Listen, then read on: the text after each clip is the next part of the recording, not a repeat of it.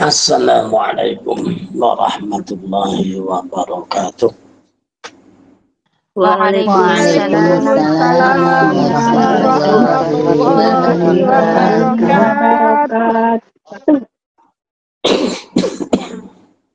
A'udzu billahi minasyaitonir rajim. Bismillahirrahmanirrahim. Alhamdulillahi rabbil alamin. Hamdan syakirin, hamdan na'imin, hamdan yuafi ni'amahu wa yukafihu masidah. La hawla wa la quwwata illa billah. Wassalatu wassalamu ala rasulillah wa ala alihi wa ashabihi wa man tabi'ahudah wa man walah ila yaumil qiyamah, amma ba'dah. Usikum wa nafsi bitaqwallah faqad fazal muttaqun. Yang dirahmati Allah, seluruh jamaah yang tergabung di aula Iwami Taner di pagi hari ini, di acara 2 pekan sekali, yaitu dalam kita mengingat pelajaran-pelajaran tata cara mencari ilmu dari orang-orang yang terdahulu.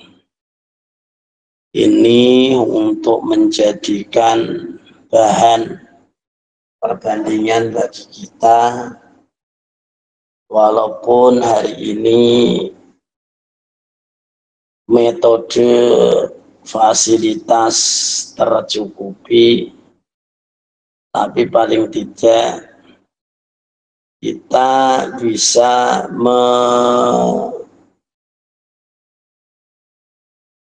mereferensikan bagaimana cara orang dulu dalam teori mencari ilmu untuk sebagian, walaupun tidak seluruhnya, kita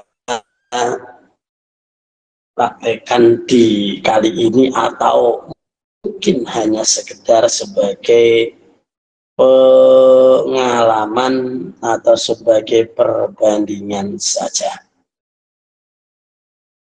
Kemarin kita masih mengkaji, yaitu tentang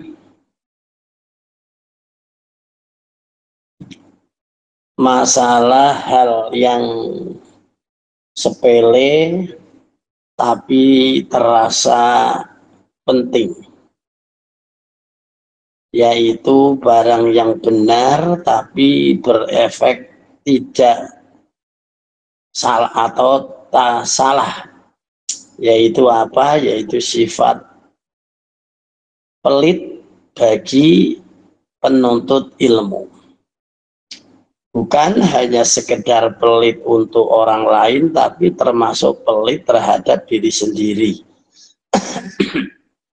Contohnya apa? Contohnya ya tidak mau untuk mungkin beli fasilitas untuk bagaimana bisa belajar dengan baik. Untuk hari ini mungkin fasilitas itu bisa, kalau dulu kitab, kamus, atau apa saja. Tapi kalau hari ini itu adalah yaitu Android. Ya, Android. Karena ya buku itu hanya sebagai mungkin pelengkap saja. Contoh, saya dulu dibelikan kitab Komus Indonesia Arab. harganya luar biasa. Kalau jual apa ya, dulu jual padi mbahnya istri saya itu 2 kintal. Kalau hari ini ya 1.200.000-an mungkin. Nah, kitabnya tobualnya hampir ya 15 cm. Ya, dalam prakteknya kewalahan. Ya memang pada saat itu belum ada aplikasi, ya terpaksa. Ya terpaksa kita gunakan, kita cari. Harus mencari dari asal apa namanya, asal kata dulu. Karena yang namanya dalam bahasa Arab itu, dalam ilmu tasrif itu, kosakata dalam bahasa Arab itu ada yang sulasi mujarrad, rubai ada yang 2 kosakata, ada yang rata-rata 3 kata. Jadi kalau kita itu akan mencari kata contoh ya ta'allamu, kita harus mencarinya di sulasi mujarradnya, yaitu alama 3 huruf. Nah, untuk hari ini di aplikasi itu ternyata ada apa namanya, ya aplikasi kitab yang apa namanya, kamus yang saya beli lebih mudah. Ya tinggal memasukkan kosakata terus muncul apa namanya, deretannya, perubahannya, dan kemungkinan apa namanya artinya langsung lengkap di situ. Kalau dulu itu harus buka gede apa 15 cm, harus dicari satu persatu, walah 1 huruf. Nah sekarang tinggal klik. Tapi tetap saja harus menggunakan dasar, yaitu tahu tasrif, ya tahu ilmu sorof. Oke, kita akan membahas tentang menyinggung orang yang belajar ya untuk tidak mempunyai sifat buhal. Waman sapa bene wong kana ana sapa man lahu ya kaduwe man apa malun bondo fala ya bakhal mongko aja pelit sapa man. Ini berlaku untuk umum. Artinya bagi yang belajar atau yang tidak belajar. Pokoknya dunia apa namanya sedekah itu sampai kapanpun itu menjadi dasar atau menjadi apa namanya landasan daripada kehidupan. Ya, kalau orang itu tidak bisa mempunyai sifat semacam itu, maka kehidupan ini tidak berjalan. Bukan sekedar sedekah secara ya gratis, tapi juga sedekah yaitu memberi cara lebih dari hak mereka. Ya sampai hari ini pun perusahaan apa saja yang mempekerjakan orang dan dia itu memberikan upah lebih, maka itu yang akan dicari orang. Tidak ngepres-pres ya sesuai dengan UMR, tapi ternyata lebih. Nah, termasuk ya panjenengan semua. Ya ke Taiwan itu kan dalam rangka bekerja mencari orang yang mau membayar lebih. Lol? Betul? Tanya sih Betul, Abah. Betul, Abah. Iya. Iya, Abah. Yang lebih.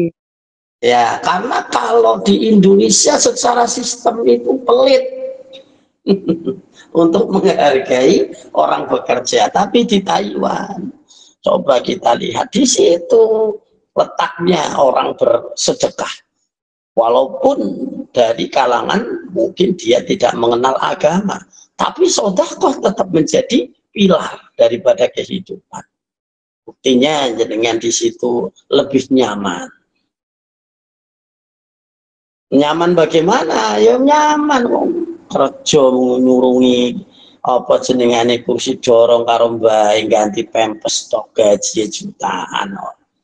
Di Indonesia walah sing jenenge wong tua ora pernah kekurus kalau di sini.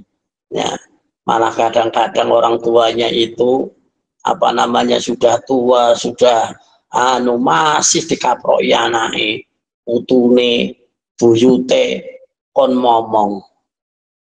Ini kebalikan daripada orang-orang Taiwan ya, yang yaitu tadi landasan daripada apa namanya lomannya itu bisa ya diandalkan atau bisa kita ikuti. Oke, wayang bahilan para yugo apa ayat prayugo ayat ta'awwada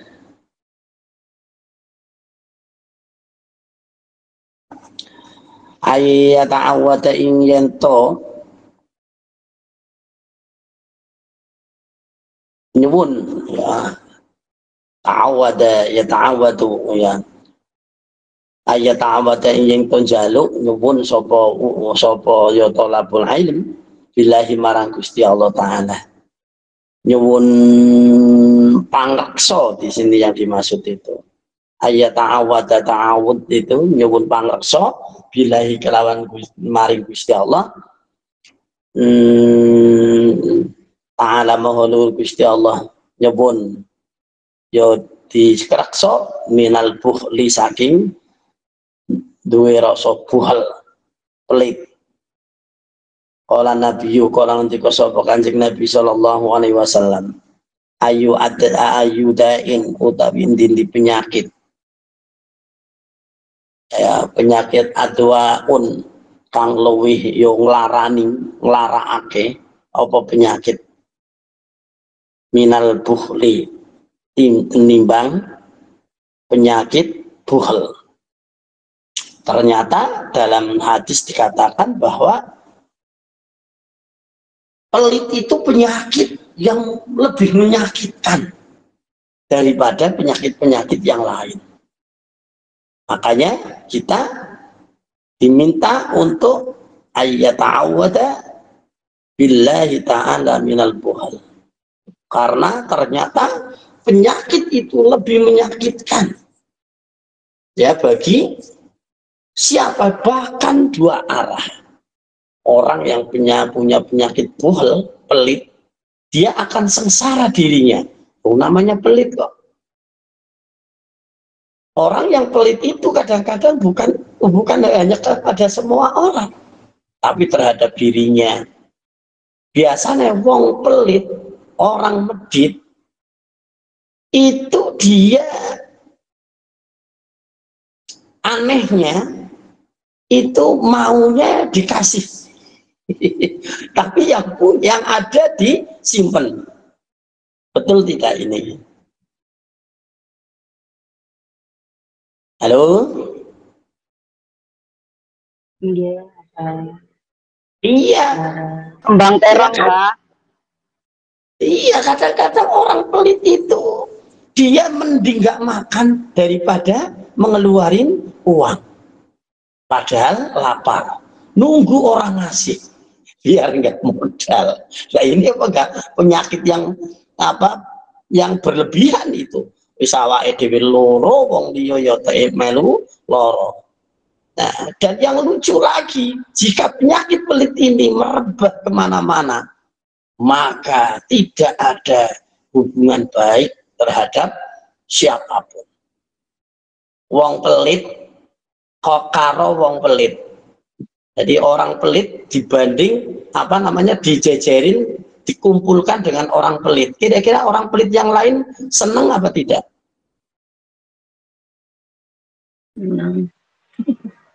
Ayo, menurut jenengan bagaimana? Enggak seneng, Mbak. Orang pelit disatukan sama orang pelit, nggak akan ada yang ngasih, sama-sama pelit. Iya kan? Betul itu. Jadi wong pelit campur wong pelit, ora seneng.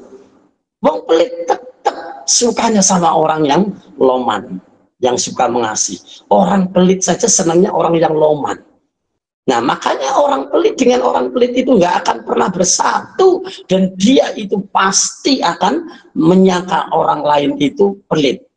Itu dasar kamu pelit, dong kamu juga pelit, wadan-wadanan pelit toh. Nah, kapan itu apa namanya kehidupan akan berjalan kalau kumpul orang-orang pelit begitu? Nah, makanya penyakit pelit ya kata Rasulullah itu adalah apa itu? Ayyudain adwa'u minal tuhal. Mana penyakit yang lebih menyakitkan kecuali yaitu pelit. Ya, dia menyakiti diri sendiri tapi juga menyakiti orang lain. Ya, kadang-kadang makanan saja itu kalau orang pelit itu ya eman-eman dikasih orang lain. Padahal ada orang lain yang lapar. Dia udah menyakiti orang lain. Dia sendiri nggak mau makan karena eman-eman. Ya, masya Allah, ya sudahlah. Tapi itu. Wa kanalan ono sopo Abu Syaihin. Yo bapak Syekh Al Imamil Ajali, Imamil Ajali, Imam Agung, yaitu Asyamsi. Asyamsi kang Asyamsil A'immati. Yo kang dadi srengenge a'immah. Jadi orang apa namanya terpandang pada saat itu dalam keilmuan keagamaan. Sopo jenenge Al-Khalwani, ya kampung Khalwani, fakiron kang fakir. Iya bi'u adol sopo al apa? Ya bi'u adol sopo yo imam mau al kholwa ing kholwa. Hal kholwa itu kalau bahasa Indonesianya ya manisan. Kalau di Arab itu di sana itu makanan diawetkan itu biasanya jadi manisan, ada anggur dipepek kecil-kecil. Terus apa nanti kurma itu sampai kering dan sebagainya itu jadi manisan semuanya. Wakana lan ono sopo Abu Syekh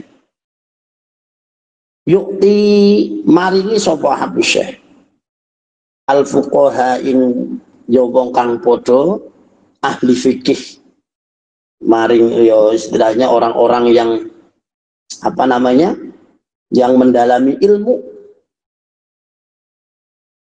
minal kholwai yo saking awe kholwa atau manisan wayakulu lan ngucap sopo wayakulu lan ngendika sopo asy-syekh napa ud'u libni ud'u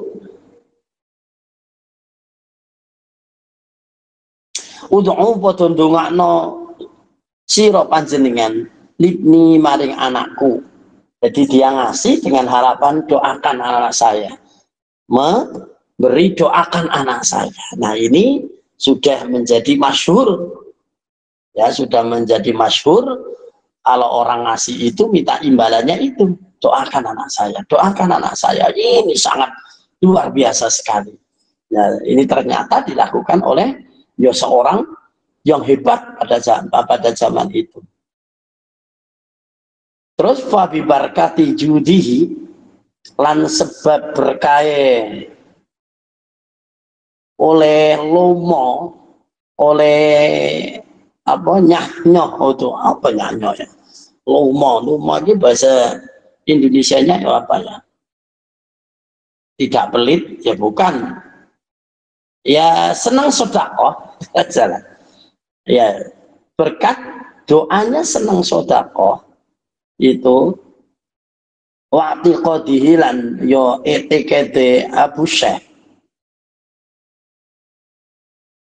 wasabaqatihilan yo welas asiye Syekh wa tadarruihilan tadarrui Syekh nala mongko merkoleh sapa ibnuhu anak-anake Syekh mau ma ing perkara nala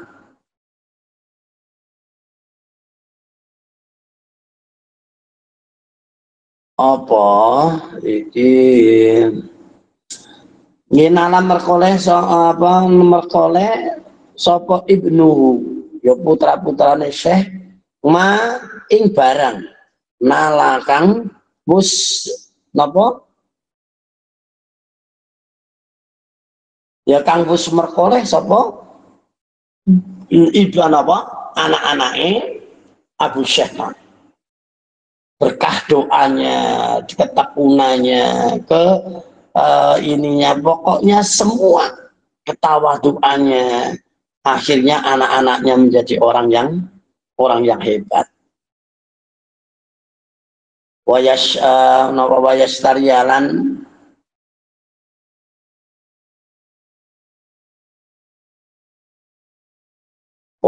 tarialan apa sayukjo tuku sapa muta'allim bimalin ya kelawan bondone thalib. Ini tadi sedang menyinggung orang lain, tapi sekarang menceritakan tentang si pencari ilmu itu sendiri. Diharapkan untuk tidak pelit, yaitu dengan cara wayastari lantuku sopo thalib bimalin bil mali kelawan yobondone al kutuba ing piro-piro kitab, artinya fasilitas untuk belajar. Ya bukan hanya sekedar kitab saja, tapi termasuk fasilitas karena kita belajarnya di apa namanya on air ini ya harus apa namanya mestinya menyediakan apa namanya HP, terus ada datanya, syukur-syukur yang datanya tinggal ngikut, nggak masalah, itu termasuk apa namanya ya syarat. Terus wayas taktuba lan amri nulis sapa thalib fayakunu mongko ana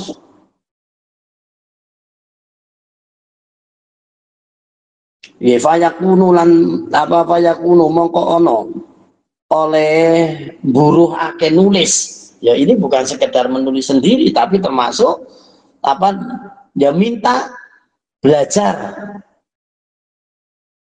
aunan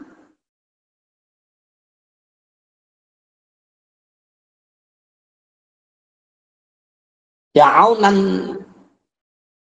iku pitulungan ala muta'allimi ingatase apa wong kang ngudi ilmu wa tafaqquhilan wong kang ngudi ilmu fikih.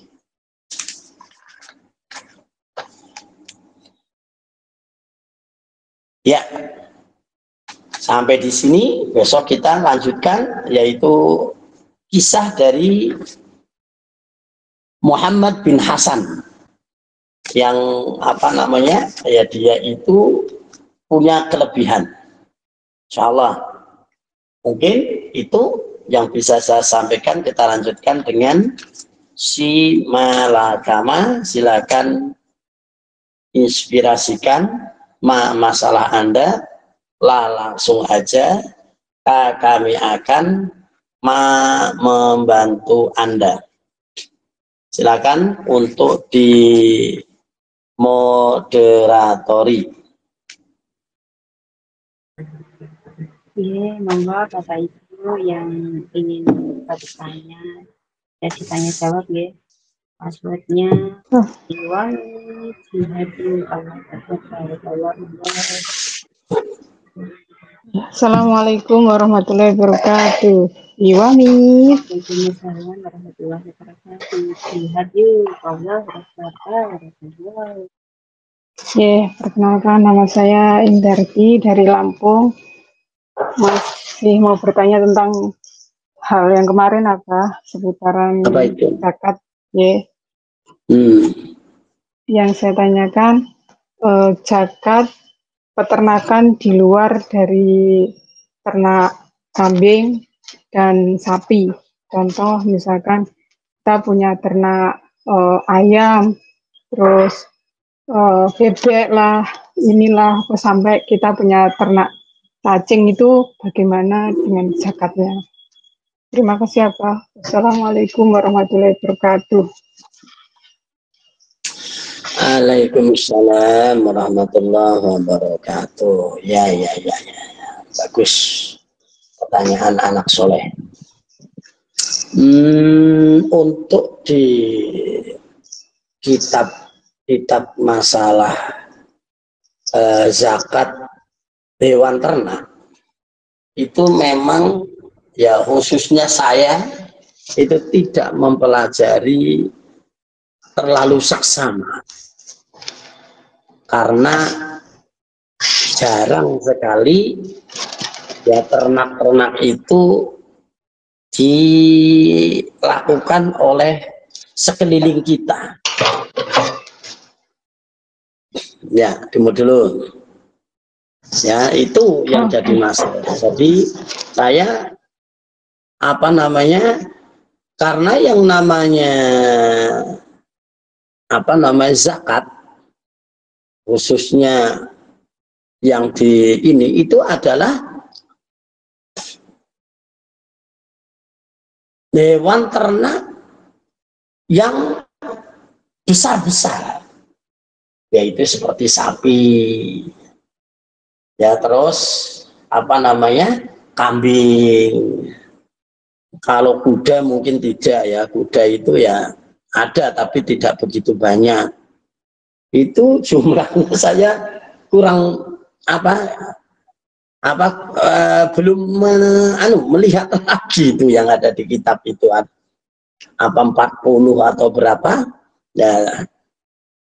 Nah, jadi untuk zakat itu memang ada. Kalau kemarin kita sampaikan yang namanya zakat syuru itu adalah 10% setelah diambil, yaitu ongkos dari untuk mengurumat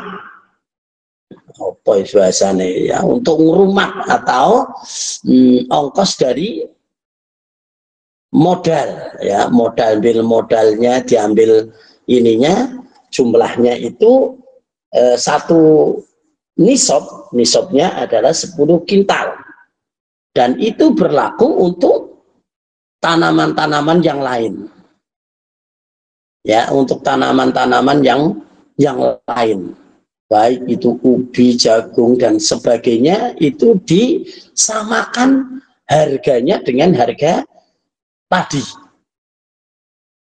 ya, dengan harga bahan pokok. Ya, berarti kalau sekarang padi 1 kintalnya sekarang 600.000, berarti 10 kintal 6 juta. Nah, kalau jagung terus ubi atau apalah pohon pokoknya yang penting tanaman yang lain itu mengikuti daripada padi itu. Berarti kalau dijual seharga 6 juta, setelah diambil itu koknya mencapai 6 juta, berarti itu adalah satu nisab. Nah, untuk ternak saya belum bisa, ya, otomatis ini mohon maaf. Jadi saya dalam tanya jawab itu, ya, dalam tanya jawab itu ada yang istilahnya pakai japa mantra dan yang ini bersengut. Artinya apa? Memberi jawaban semaunya? Enggak lah. Jadi ngutang aja. Ini untuk ya zakat hewan, ya, zakat hewan ini terus terang itu jarang kita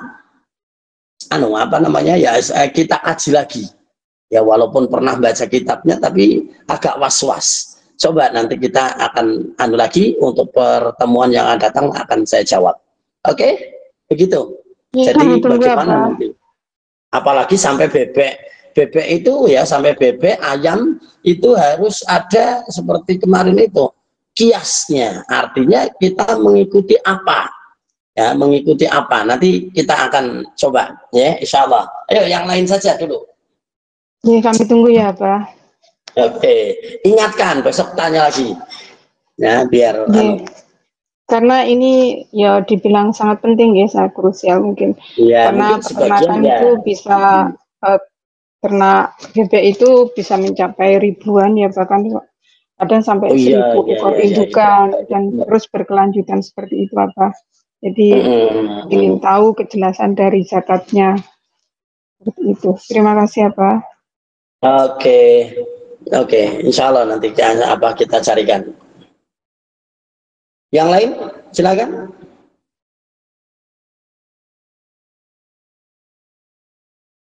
Halo, 100 orang, hebat ini. Ya udah, ayo. Bertanya adalah Assalamualaikum warahmatullahi wabarakatuh. Waalaikumsalam warahmatullahi wabarakatuh. Iwami jihad yuk. Allahu Akbar, barakallah. Abah, saya dari Sugiyati dari Lampung. Saya mau nanya Abah, misalnya kita kan sedekah ya Abah, tanpa sepengetahuan suami itu hukumnya dosa apa enggak ya Abah? Ya. Oke. Terima kasih Abah. Ya, langsung ya, sedekah tidak sepengetahuan suami. Karena harta yang disedekahkan itu adalah harta dari jenengan yang cari. Asal ukurannya wajar, tidak berlebihan, maka sah dan boleh. Begitu juga sedekah punya harta suami. Itu kalau mau sedekah kan memberi orang itu harus ngomong. Tapi lihat berapa yang akan disedekahkan. Kalau umpama yang disedekahkan adalah ukurannya mungkin ya kayak suami penghasilannya tiap hari mungkin 100.000, kok mau sedekah 100.000, ya harus ngomong, karena itu adalah harga yang terlalu, ini harus ada kesepakatan. Tapi kalau sedekahnya hanya 1.000 kepada pengemis atau mungkin ya yang sering bawain bawa musik atau pengamen, kalau umpama 1.000 atau 2.000 ya nggak perlu untuk ngomong kepada suami. Soalnya wajar lah, mosok sedekah 2.000 tari bahasanya sampai during-uring sampai gegeran, ya nggak mungkin.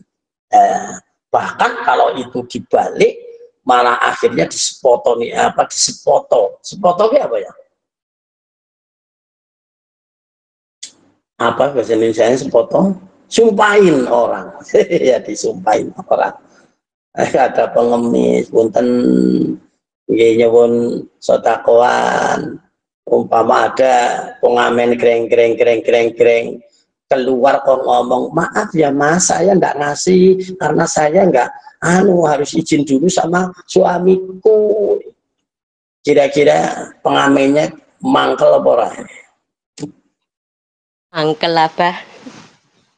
Nah iya, malah pengamennya malah mangkel, ya langsung takut, arep ape piro to Bu? Ya 1.000 ya Allah. 1.000 kudu laporan dasar. Nah, biasanya malah dibikin disumpahin orang ya. Jadi ya sedekah itu jenengan juga sama. Jenengan bisa kalkulasi sendiri. Jenengan mau sedekah dengan penghasilan jenengan yang ada di sini. Jika penghasilannya itu terdeteksi oleh suami, ukurannya besar, walaupun jenengan yang hasil, jenengan yang cari, ya lebih baiknya musyawarah. Tapi kalau hanya sekedar seumpama jenengan di situ penghasilannya hampir mungkin ya 15 juta, ada nggak 15 juta? 10 juta ada. Kurang lebih begitu Abah. Nah, iya kalau umpama segitu kalkulasi saja. Seandainya penghasilannya segitu, mau sodako 10 100 NT atau 50 NT wajar. Tapi kalau mau sodako mungkin 1000 dan sebagainya, atau mungkin ya pokoknya jenengan yang lebih tahu. Tapi yang jelas berdasarkan karena itu adalah penghasilan jenengan, sebetulnya hak jenengan. Tapi walaupun hak, nggak boleh kita mentang-mentang ini kan punya saya, ngapain saya harus lapor-lapor suami, akhirnya suaminya tersinggung, ngambek, kan bahaya. Nah iya, sodakohnya belum tentu dapat pahala, tapi dengan suami akhirnya merasa di di ABK dan sebagainya, kan jadi akhirnya jadi masalah. Begitu. Jadi ada ukuran-ukuran yang jenengan bisa kalkulasi sendiri. Asal aman, boleh. Tapi kalau kira-kira banyak, ya harus sepengetahuan dari suami. Oke, mungkin itu. Tapi maaf Abah, tapi kalau kita ngomong itu, kalau jujur ya Abah, kalau jujur sama suami itu malah bikin rame loh Abah. Makanya jenengan sodakohnya itu yang kira-kira kalau ketahuan itu tidak apa-apa. Jenengan hasilnya 10 juta, jenengan kok mau sodakoh ngasih ke siapa, mungkin kurang lebih ya mungkin 100.000 atau mungkin sekedar yang kira-kira suami itu menganggap itu wajar, boleh. Nah, boleh, nggak usah jujur, wong jenengan yang cari uang sendiri. Tapi kalau sodakohnya hati-hati, 10 juta kok disodakohkan 5 juta. Nah, apalagi itu terdeteksi oleh suami, ya jangan lakukan, yang wajar saja. Jadi itu? Kalau dalam Al-Quran, wala taj'al yadaka maghlulatan ila 'unuqika wala tabsutha kullal basti fataq'uda maluman mas'ura. Janganlah kamu itu pelit, artinya itu tangannya terbelenggu di leher, tapi juga jangan terlalu beng, ya terlalu itu tadi nyah-nyoh juga bisa, tapi terlalu vulgar. Penghasilan 10 juta kok sodakohnya sampai 5 juta, apalagi 10 juta dihabisin, ya itu kan namanya tafsud ya. Jadi akhirnya nanti kamu akan rugi. Lah ruginya apa? Yaitu tadi jadi fitnah dalam keluarga, jadi fitnah dalam ini. Harus rembukan dulu kalau memang ukurannya itu besar, walaupun jenengan yang menghasilkan. Tapi kalau kira-kira kok dimusyawarahkan itu mesti jadi gegeran, ya itu tadi, kurangi kira-kira yang kira-kira aman. Seandainya dia tidak urusan penghasilannya jenengan berapa, silahkan saja. Kalau memang walaupun menyedekahkan 5 juta itu, ya silahkan saja kalau memang bisa aman. Tapi kalau tidak aman, jangan. Itu ya, karena itu tadi dalilnya udah jelas kan, jangan jadikan tanganmu terbelenggu di leher. Ya, tapi juga jangan terlalu beber. Beber itu tadi tidak perhitungan. Akhirnya mas'ur, jadi rugi. Ya ruginya itu bukan rugi karena itu, ya itu tadi jadi gegeran, jadi itu kan kerugian. Oke, mungkin itu. Yang lain? Ditanya Abah jawabannya. Monggo Lintune. Ya, assalamualaikum warahmatullahi wabarakatuh, Pak. Waalaikumsalam warahmatullahi wabarakatuh. Iwami jihad yu Allahu Akbar barakallah. Niki nggih badhe tanglet masalah uang niku apa. Seumpame uang suami saya, bukan uang saya ya, uang suami saya itu mau dipinjam teman, tapi sayanya enggak minta izin teman dulu, boleh enggak. Terus ada lagi itu misalkan saudara kita itu intinya kayak pinjam aja, kalau kita nasihatin itu kayak dianya sekarang kayak nggak suka nih, kok pripun apa. Sebelumnya saya atur-atur matur nuwun.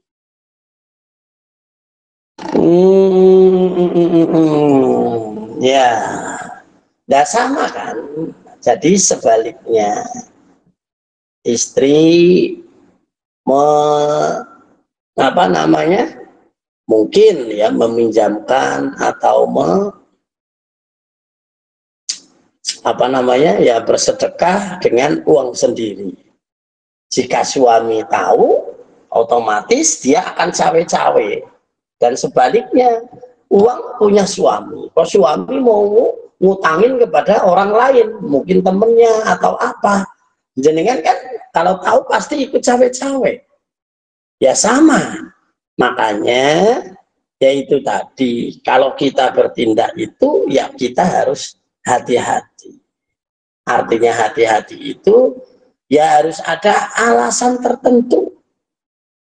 Alasan tertentu jika mungkin nanti perlu kita harus beralasan kepada orang yang ada di sekeliling kita. Makanya ya saya sendiri juga sama. Saya sendiri juga sama untuk menghilangkan fitnah. Ojo kunang buriku pura ya.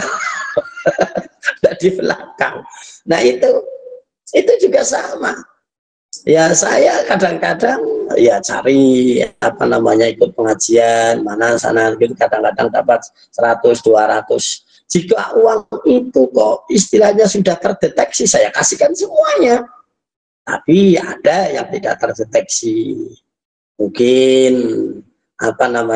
dikasih rokok terus tak jual, nah tak kewarungin dan sebagainya, atau mungkin dikasih tip ya sama panitia dan sebagainya, kan tidak terdeteksi, ya sudah itu namanya jadi uang lanang. Apa itu jenenge duit lanang, ada duit lanang, ada duit wedok, ya itu ternyata memang itu untuk meredam fitnah.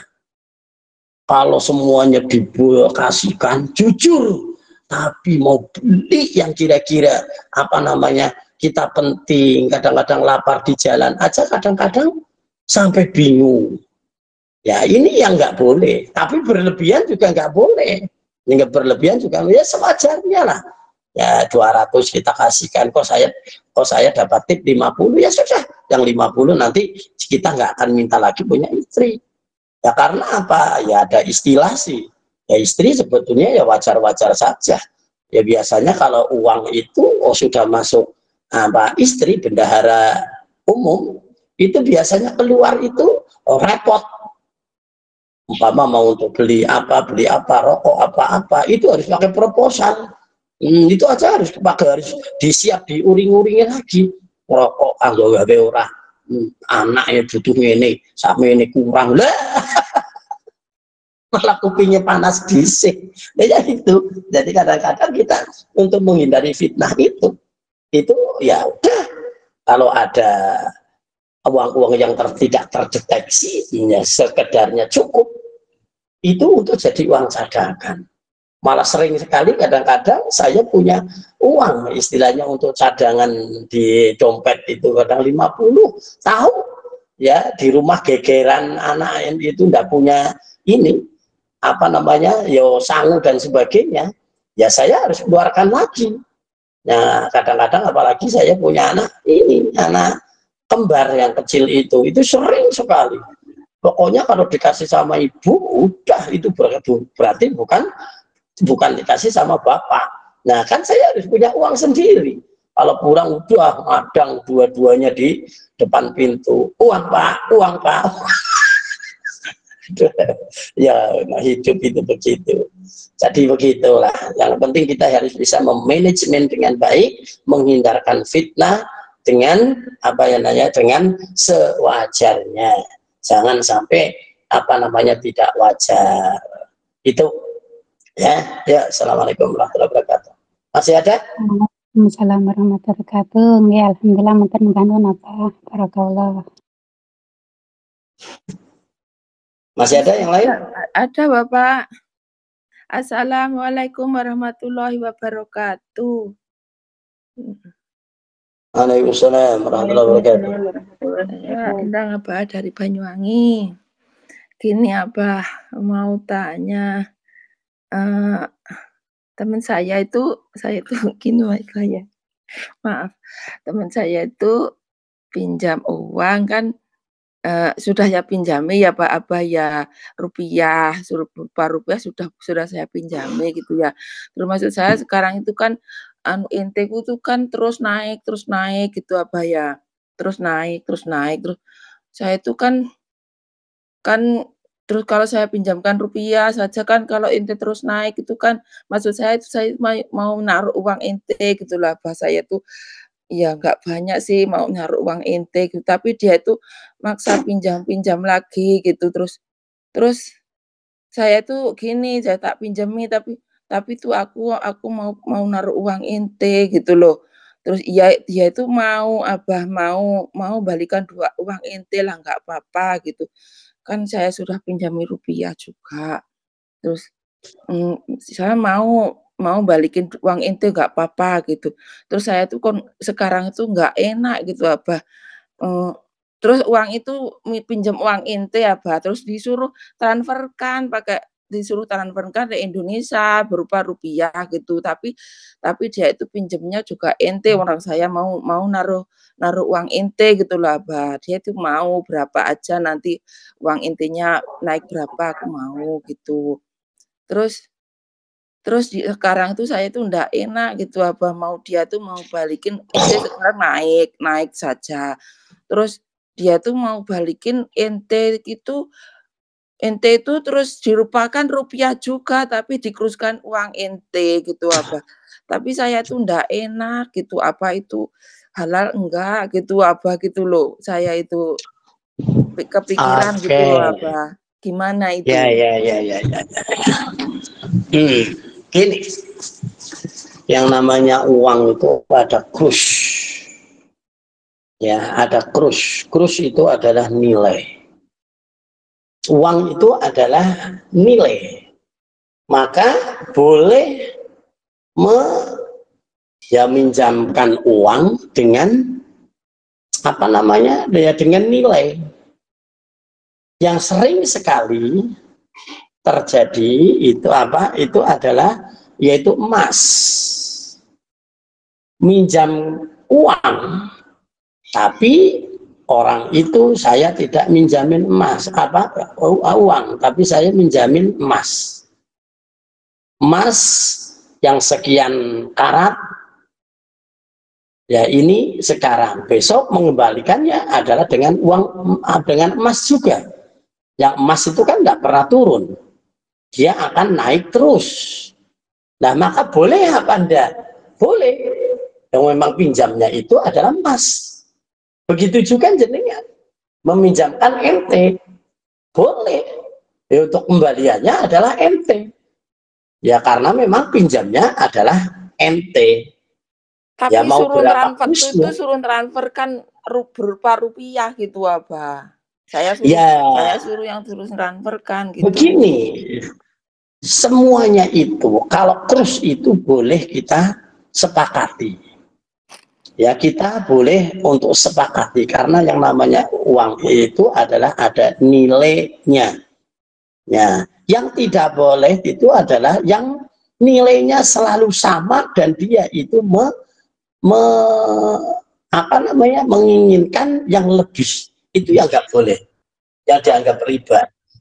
Contoh, ya uang ente, ya jenengan umpama 1000 ente, minta dibayar nanti 1200 ente. Nah, yang 200 itu adalah riba. Sama dengan kalau rupiah, utang rupiah 1 juta mintanya dibayar 1.200.000, itu riba. Nah, itu kalau dalam perjanjian, janji saya ngutangin, tapi yang ngutangin itu ngomong, saya utangin tapi kamu harus mengembalikan sekian, mau enggak? Nah itu riba. Tapi kalau ngutangin, udah saya utangin ya 1 juta, ya sudah 1 juta. Kok pada saat mengembalikan yang ngutangin itu ada istilahnya rasa terima kasih, ngasih baik wajar atau tidak wajar, itu sah, halal. Tahu enggak maksudnya? Contoh, orang ngutang 1 juta. Nah, tapi ya dengan uang itu boh piye cara itunya kok dia itu jadi dapat uang 20 juta umpama, jadi dapat uang 20 juta nggak tahu untuk apa, harus boh ya kita nggak tahu, nggak perlu tahu, mau pasang nomor terserah itu. Nah, dia dapat hasil 20 juta, kita nggak lihat itu hasilnya haram atau halal ya. Kalau jenengan nggak tahu ya halal saja, wong dia kita nggak tahu kok. Nah, kalau tahu izinnya untuk cari beli nomor, beli apa ya jangan boleh, karena jenengan itu nanti itu. Tapi kalau dia ngutang nggak tahu untuk apa, ya sudah kita utangin 1 juta, terus dia dapat 20 juta. Saking senangnya mengembalikan 2 juta. Bah, ini yang 1 juta tak nyarutang Mbak, ini yang 1 juta saya ngasih sama sampean. Halal nggak kira-kira? Kayaknya halal lah, Mbak. Itu dilakukan oleh Rasulullah. Rasulullah begitu. Kalau ngutang kepada orang itu begitu. Ngutang. Jadi Rasulullah ternyata tukang ngutang juga. Dia tukang ngutang kepada sahabatnya. Bahkan pernah menggadaikan pakaiannya. Jadi apa yang menjadi hukum fikih hari ini dilakukan oleh Rasulullah semua. Jadi Rasulullah pernah ngutang dan bahkan ditagih di masjid. Akhirnya Rasulullah sing nagih itu akhirnya tidak sholat dulu aja, sudah mau sholat, akhirnya dibayar utang itu dan ditambahi. Itu ditambahi. Jadi benar-benar terasa terima kasih. Terus ada 2 kasus lagi, itu ada di Sahih Bukhari. Ada 1 kasus sahabat ngutang kambing. Kambingnya itu waktu itu umurnya adalah segitu. Ya, segitu artinya ya mungkin sudah poel atau gedenya segitu. Nah, setelah giliran ditagih, nggak ada kambing yang sebegitu, yang segitu, yang sama nggak ada. Adanya lebih gemuk, lebih gede, dan lebih kurus. Lalu gimana? Rasulullah gegeran itu. Ya ora iki ora enek ya kowe kudu baleni ya ora wis gegeran. Akhirnya Rasulullah itu memberikan putusan, berilah yang gemuk. Jadilah orang berterima kasih. Tuh. Jadi begitu. Nah, maka dari itu kalau ngutang-ngutang masalah itu boleh saja dengan kurus atau dengan barang. Yang sekarang tidak pernah rugi adalah emas. Hanya saja emas sekarang itu sudah dipolitisasi oleh tukang emas. Jadi emas yang katanya 24 karat kalau di toko emas itu sebetulnya tidak segitu. Atau mungkin emas yang berapa? Mungkin 20 karat atau mungkin 19 karat itu enggak segitu. Enggak segitu. Jadi nulisnya si tukang emas itu, penjualnya itu pasti lebih. Yang 19, yang 18 jadi 20. Nanti yang 20 menjadi 22 karat. Makanya itu untuk politik, kalau dijual di tempat lain, itu tempat lain tidak mau membayar dengan seharga itu. Karena memang nyatanya tidak sama karatannya. 12 karat dianggap 20 karat. dan dilalah kok dijual di tempat lain, ya ditimbang dan dicek karatannya, ternyata cuma 18, dibayarlah 18. Ya karena apa? Itu biar nanti dijual di tempat itu lagi. Itu permainan tukang emas itu begitu. Ya begitu. Ya sudah. Jadi monggo untuk itu biar apa, enak-enak saja, ngomong saja. Ya saya itu ngutangin ente ke jenengan, nanti bayarnya ente lo ya, dan bayarnya ente karena saya ngutanginnya juga ente. Udah, nanti kurusnya berapa ya monggo. Terus nanti bayarnya juga ente, nanti kurusnya berapa ya, apa ini itu karena ada acuan yang jadi standar. Boleh itu. Lo nek masalah sampean enak nggak enak, ya itu urusan jenengan. Jenengan boleh kok. Ya daripada itu lah ya sudahlah, kurus dulu saja. Mohon maaf Abah. Mohon maaf berarti tergantung akadnya ya Bang ya. Ya iya, akadnya yang penting bukan menaiki dengan harga yang serupa. Jenengan kok sesuai kurus akadnya itu nanti ente kamu bayarnya masih ente. Kadang masih ada ongkir juga bah itu enggak dipikir. Ya, itu harus dipotong itu. Ya itu harus diperhitungkan. Jadi yang nggak boleh itu jenengan ente terus minta lebih dari ente, atau rupiah minta lebih dengan rupiah. Tapi kalau ente dengan rupiah kok mintanya sesuai dengan kurs pada saat membayar, ya wajar karena memang ada harga yang harus dibandingkan. Paham? Ya, Bah, paham. Ya, seharusnya itu diomongkan dulu dan itu boleh. Sama dengan emas.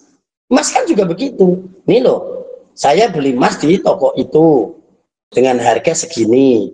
Emasnya tulisannya segini. Nanti kamu mau bayar, ya nanti bayarnya ya sama gram-gramannya. Harusnya belinya di toko yang sama. Ya, kalau nggak di toko yang sama itu harus pakai emas antam, asli. Ya, asli, emas yang belum dibentuk. Itu yang belum ada manipulasi atau mungkin yaitu tadi kenaikan gram apa namanya karat-karatan tadi. Oke, ya mungkin itu. Ya Pak, ya. Terima kasih ya Pak. Ya itu sah, halal itu karena itu kurus. Harga kan rupiahnya juga sudah saya pinjami loh Pak, tapi dia tuh ya tapi kalau yang rupiah ya tidak boleh minta naik. Enggak. Tapi kalau jenengan dikasih ya diterima. Tapi kalau nggak naik, kalau nggak dikasih terima kasih, ya sudah, nggak apa-apa. Karena daripada jenengan itu minta apa namanya terima kasih, justru jadi riba bagi jenengan. Tapi kalau dikasih halal. Nah, yang repot itu ya tadi kalau nggak dikasih terus berutu. Ini yang repot. Oh, nah, terima kasih belas. Nah, itu yang salah. Yang salah. Tenang salah Pak. Ya oke, ya. Kadang-kadang kalau nanti ngatain, oh lah nanti buat dikati jalin uang ongkos ongkire ngono kuwi ngoten terang salah. Nah iya itu pahalane jenengan niate ibadah wis lah niat nolong ada pahalanya tapi yang guru tuh kebangetan. Nah itu beda. Ongkire lho mboten dijoli belas. Nah ya udahlah kalau itu ya ikhlas-ikhlasan mudah-mudahan itu jadi ya memang jadi orang itu harus baik seperti Kanjeng Nabi. Ya, seperti Kanjeng Nabi itu memang yang suruh dicoba itu yang Nabi.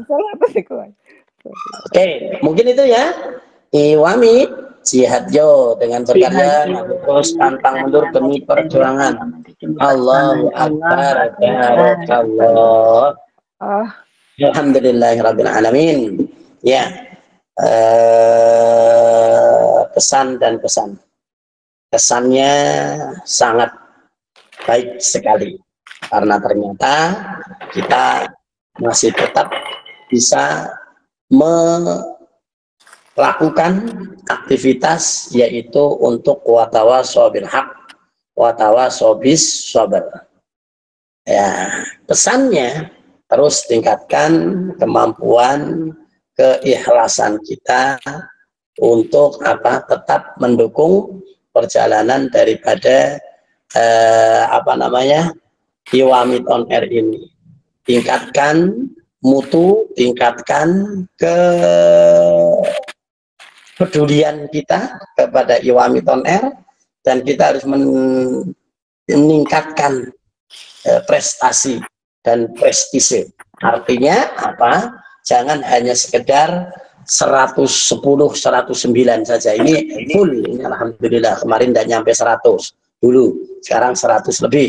Nah, ini perlu kita tingkatkan ke apa? Ambang yang tidak terbatas.